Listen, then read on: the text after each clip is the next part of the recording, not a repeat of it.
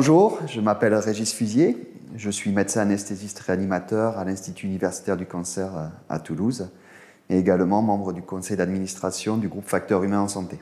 Aujourd'hui, je vais vous parler des compétences non techniques. Nos formations médicales et paramédicales nous permettent d'acquérir des compétences techniques de qualité. Néanmoins, un des derniers rapports de l'OCDE a classé les lésions induites par les soins au 14e rang mondial des maladies, au même titre que la tuberculose et la malaria.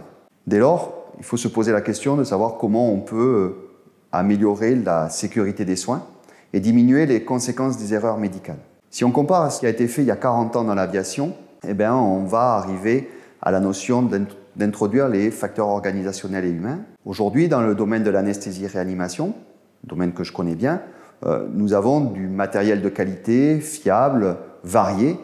Une intubation difficile nous permet de gérer avec différentes possibilités, mais également de nombreuses recommandations de sociétés savantes, notamment la Société française d'anesthésie-réanimation, mais aussi des sociétés savantes internationales.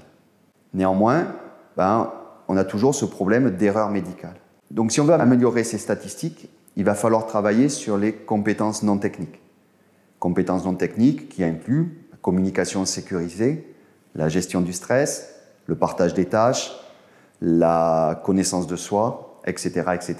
Récemment, en septembre 2022, les premières recommandations de pratique professionnelle sur les facteurs humains en situation de crise, qui ont été élaborées en collaboration entre l'ASFAR et le groupe Facteurs Humains en Santé, ont été présentées au Congrès national et ont fait mention de ces notions.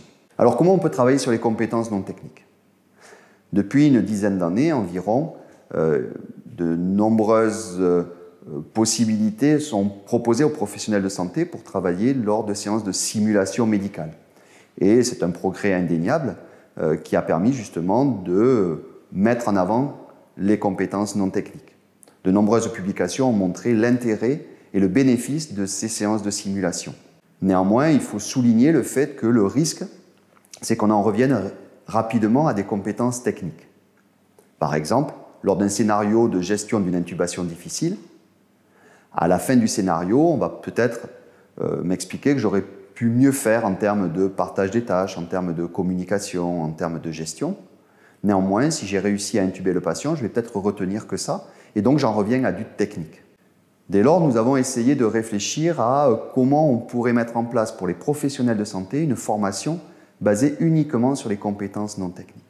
Et c'est ainsi qu'on a mis en place une formation où on réunit des professionnels de santé, médicaux, paramédicaux, mais aussi de la direction des établissements de santé, dans un environnement où personne n'a aucune compétence technique, à savoir piloter un Airbus 320. Donc cette formation, qui a lieu sur une journée, regroupe différents professionnels de santé, généralement donc 9 professionnels de santé sur la journée. Il y a une partie théorique le matin où on explique justement la notion de compétences non techniques. Et l'après-midi se retrouve donc à devoir gérer un vol à bord d'un Airbus 320, vol normal associé à une ou plusieurs pannes.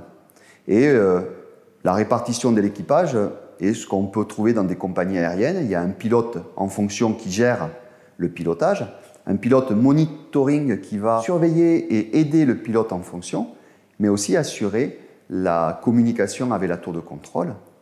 Et un troisième pilote qui se retrouve un peu en arrière, assis entre les deux pilotes, mais qui peut participer et qui peut aider.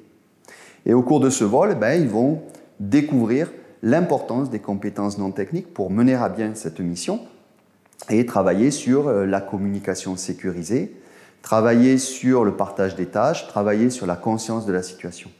Finalement, autant d'éléments qui vont être retrouvés dans les établissements de santé au quotidien. Depuis 1 an et demi environ, plus de 100 personnes ont participé à cette formation avec un retour extrêmement positif.